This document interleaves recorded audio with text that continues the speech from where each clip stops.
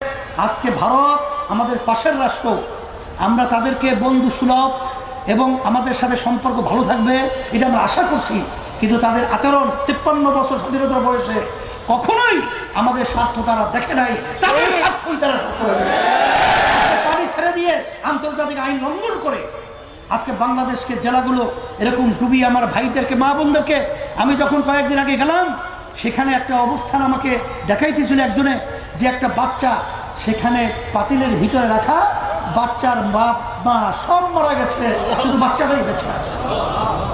এটা কি আমাদের সঙ্গে বন্ধু সুলভ আচরণ? এটা কি বন্ধু সুলভ আচরণ? আমরা ভারতকে বলবো যে আজকে আমাদের উপরে যে নির্যাতন চালিয়েছেন, আমরা আপনাদের উপরে ওই ধরনের বলতে চাই না, কিন্তু বাংলাদেশের মানুষ সজাগ রয়েছে অন্যায়ের বিরুদ্ধে। বরং হিন্দুদের মন্দির পাহারা, রাস্তায় ট্রাফিকের দায়িত্ব শাসনে, ইসলামের শাসনে যেভাবে সংরক্ষিত হয়, কোন একটা দুর্গ গঠিত হবে। আগামীতে নরসিংদী সদর থানার আমার ধর্মীয় রাজনৈতিক অবসান ঘটিয়ে আল্লাহর জমিনকে সমস্ত রকম মানব রচিত ধর্ম এবং মতবাদ দেখেছি।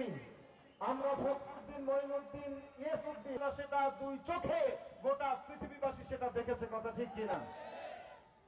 আমরা তুরস্কে দেখেছি সেকুলারিজমের ব্যানারে ইসলামের বাংলা দেখার, কথা ঠিক কিনা?